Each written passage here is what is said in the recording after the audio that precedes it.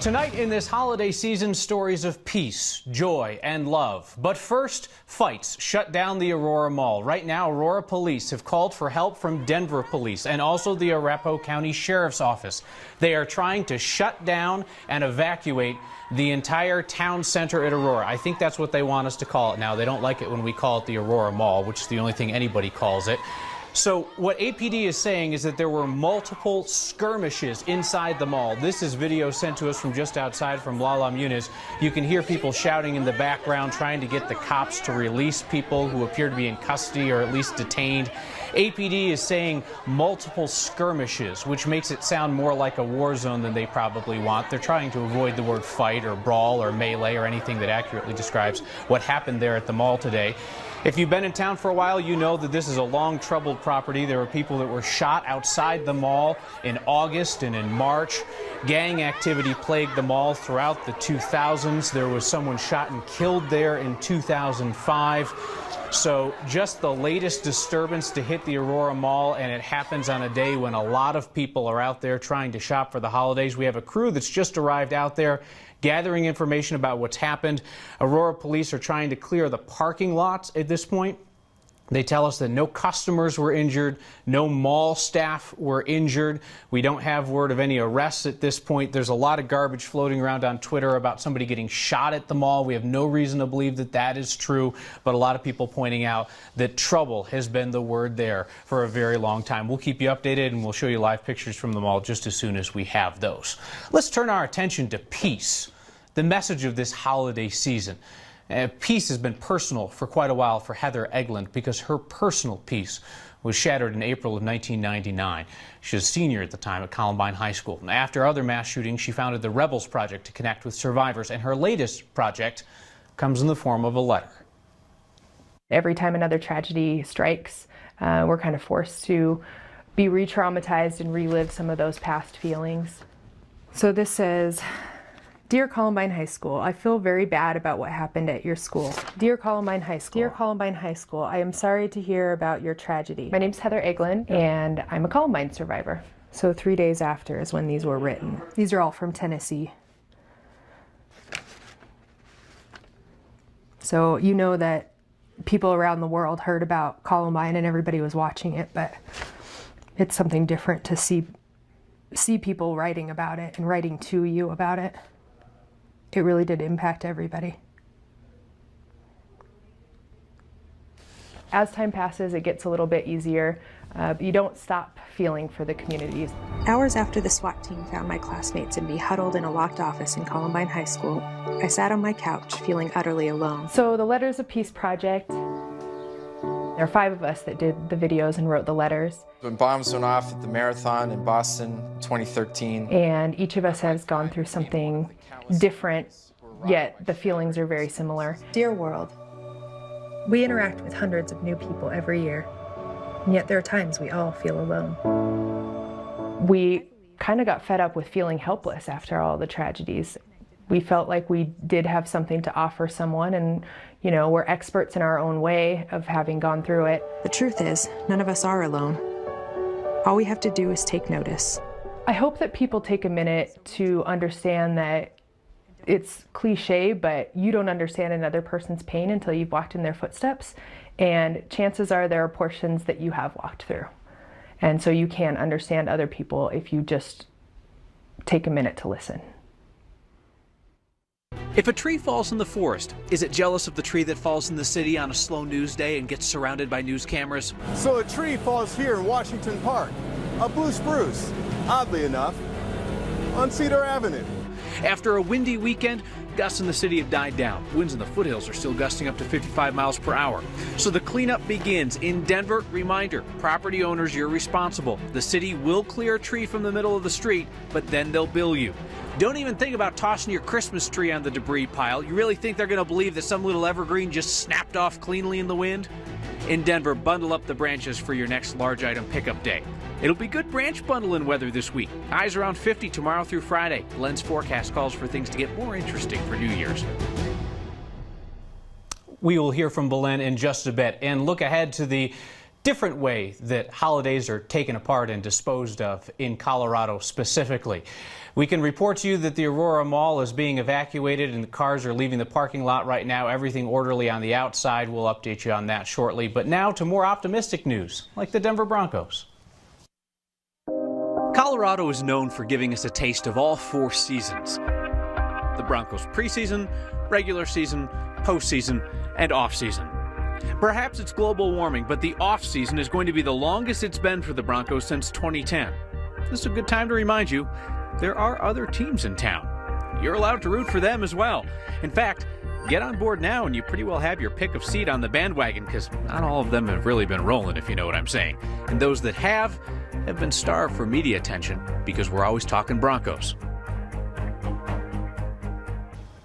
So Aaron Matus is here to make a recommendation, 5 of them actually, some college and some pro teams that live in the shadow of the Broncos. But now that that sun is set for the season, maybe they'll get a little light, right? There's some attention to go around now. Yeah. Keep in mind, the Broncos parade last year was on February 9th. They got us all the way to February 9th last year. So there's a big gap to fill. Here are 5 teams that deserve some attention, and quite frankly, they need it.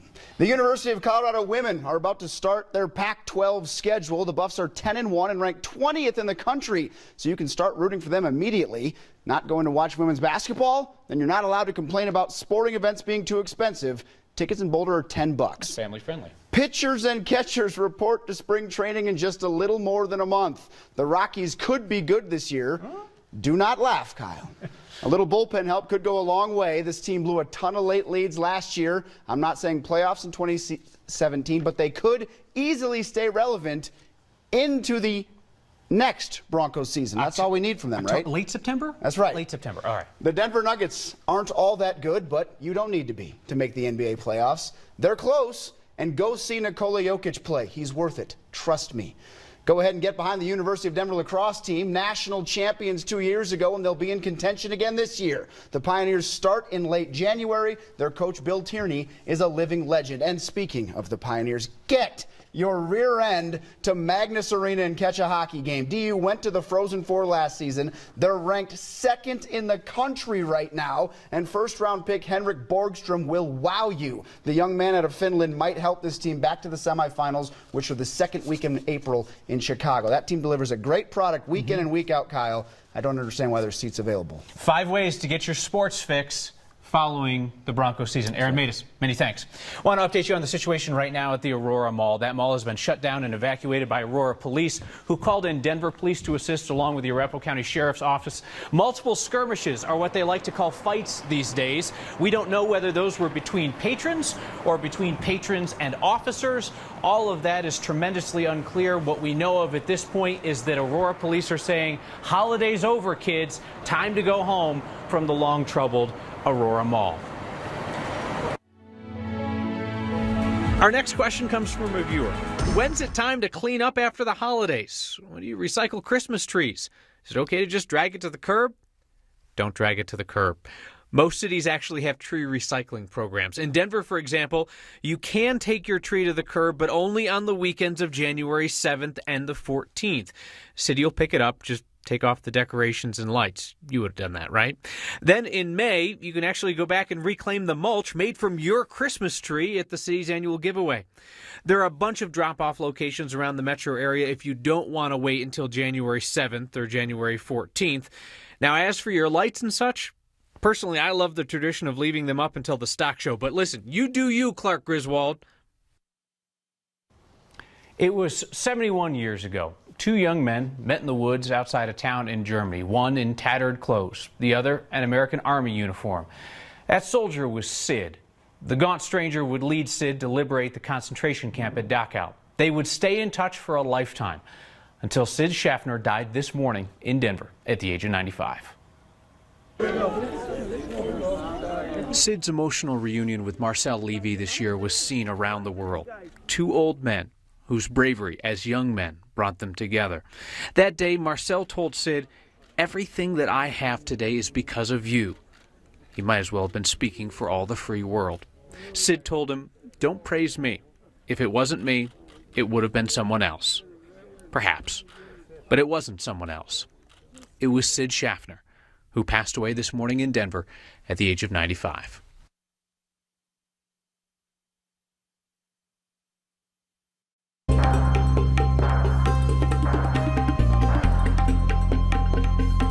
Oh, it was not a Merry Christmas for the owner of this car. Winds in the foothills were super naughty, gusting in excess of 100 miles per hour, toppling trees and unfortunately causing all kinds of damage, like the damage to this car. Now, the winds today, in comparison to yesterday's, are much better. In fact, this evening, we've got gusts up to about 20 and 30 miles per hour, which on a normal day would be like blah. But in comparison to yesterday, we'll take this. Now, as soon as he thought that those winds were showing an improvement, folks, tonight those winds could get up to 30 and 50 miles per hour. And Tuesday, those winds are going to continue to be fierce, up to 50 and 60 miles per hour. And then comes Wednesday, we're not done yet, unfortunately. It's not until Thursday and Friday when those winds finally relax. Now, the forecast over Colorado today was dry. Our next chance for snow will be in our northern mountains on Wednesday morning. The forecast here is going to stay dry for the next several days, and it's going to get warmer too. Highs tomorrow in the 50s. On Wednesday and Thursday, a bit cooler, 40s. A Friday, 53 degrees. And then the forecast for the end of the year and the brand new year is showing a chance for some snow, 2017. That just sounds weird, Kyle. It does. All right. Thank you, Blen. All right. Next, we'll not make you wait until New Year's for your baby story. And this one is a bit different than the typical fare. A brother and a sister, both born on Christmas Day, 2 years apart. Anastasia Bolton paid him a visit. Everything's mine, even if it's not his. The cat is his, our dinner is his, everything is his. Christmas also used to be Ben's for two reasons. It's Christmas and it's his birthday. Are you smiling? Until this year. Can you open your eyes? When Sister Caroline decided to arrive right on Christmas and basically, like any younger sibling, took everything from Ben. His birthday is not his. Everything. His mom and dad are no longer just his, so he's in for a rude awakening, but tough, right? With Ben, parents Tony and Megan Bader were really hoping to avoid a Christmas birthday. Like when we were thinking about having a baby, we were like, what time of year don't you, like, should we avoid? And he said, well, we don't want it on Christmas. Seriously, this actually happened. With Caroline, she was due on the 23rd. If she wasn't born on Christmas, it would be a letdown for her. But I don't know, it's got to be ridiculous. I think we should buy a lottery ticket. Winning that would definitely help. Think about all those presents they have to buy. We'll do Christmas Eve dinner and then presents in the morning. Santa comes and, you know, take a little break, and then I guess it's birthday time, I guess. Right now, this might be a little rough for Ben. A little lips quivering. But it will eventually make a great story. Them sharing so much early on and in years to come. Yeah, me and my brother were both born on the same day, and it's Christmas. For Next, with photojournalist Ann Herbst, I'm Anastasia Bolton. Ben and Carolyn's parents are still ironing out the details of how they'll juggle Christmas and birthdays. Right now, they're thinking Christmas in the morning, birthday party in the afternoon. Then let the kids pick another day and just throw another birthday party. Hey, quick update for you on the melee at the Aurora Mall tonight. Police say the mall is officially closed for the night. No one will be allowed back inside or on that property. At last report, no injuries, and they haven't said how many people were arrested. Most workplaces, you get some extra days off, you're thrilled. Broncos would prefer to be working through January. Our Broncos guy Mike Kliss is expecting a shakeup, but says that some of the rumors that we're hearing, they would surprise him. Make no mistake, John Elway will make changes. This is the first time in his 6 years as general manager the Broncos did not make the playoffs. Elway is not one to stand still and just hope the team gets better. Some changes that would not surprise me, I'll give you three. One, regrettably, Gary Kubiak will make some changes on his coaching staff, particularly on the offensive side, getting only 2 touchdowns in their last 3 games, just unacceptable. Two, I do think, ready or not, Paxton Lynch will be pushed toward becoming the Broncos' starting quarterback. I would not be surprised if he starts this Sunday against the Oakland Raiders. And then three, I think Elway would also make a change to fortify his personnel department. There's a previous report out there that the 49ers general manager Trent Baalke will be fired from San Francisco, and if he does, look for him to be added to the Broncos staff. 3 changes that would shock me if they happen. One, you might hear some rumors out there that Gary Kubiak may not want to come back for health considerations. I don't think that's going to happen. I think the coach is good. He's going to want to come back and finish the job of completing this transition period the Broncos are into. 2, I would be very surprised if you have the draft and the Broncos don't take either a defensive tackle or an offensive lineman with their first pick. The Broncos couldn't stop the run this year, and they couldn't run the ball. A bad combination that explains why they're going to be home for the playoffs. And then 3, I would not look for Tony Romo to be the Broncos quarterback next year. I know there's a lot of rumors out there, but Romo is 37. He's brittle. He's not Peyton Manning. John Elway likes the young quarterbacks he has in Paxton Lynch and Trevor Siemian. As we near the end of 2016, the year that Next launched and managed to make it through without cancellation unless something changes this week, we look back at some of the most talked about stories to air here. The best of Next. And you know, we've never been able to look at license plates the same way ever since Steve Stager explained why one letter seems to be everywhere. So a bunch of people are asking online, what's the deal with all the Q's in Colorado license plates? It's something you don't notice until you actually start to look for it. So I decided to get out in the community, not too far from my desk. Let's see how many Q's we can find on this one city block. There's one. This may take a few minutes. In the meantime, we set up an interview down the street. There were 3 cars with Q's on that block. We also found Lynn Granger. I'm the Director of Communications for the Colorado Department of Revenue. She ought to have the answer. Up until about 6 years ago, we used a font on license plates that made it very difficult to distinguish between the letter Q, the letter O, and the number 0.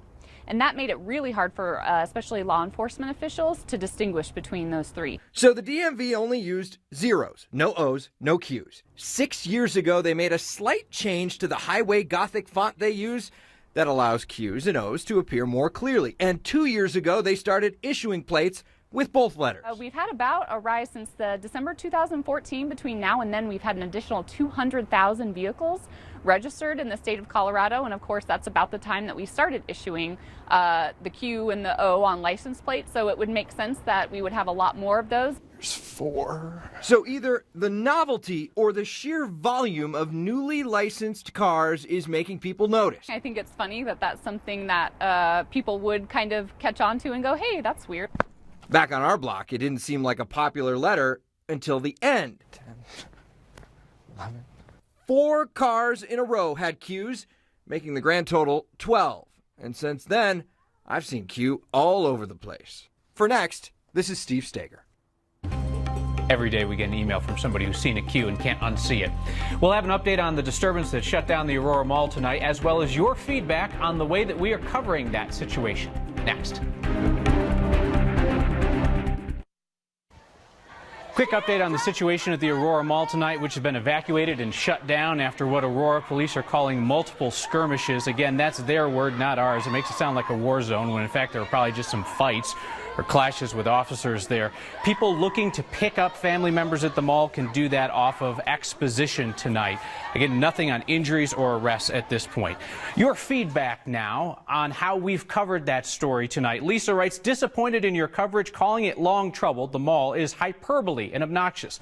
Lisa, 2 people were shot there earlier this year. A woman was killed in 2005, and there are gang issues dating back more than a decade. It's accurate. Christopher writes, rare, honest reporting about the Aurora Mall. And Alton writes, good job calling it like it is. We'll attempt to do the same next time.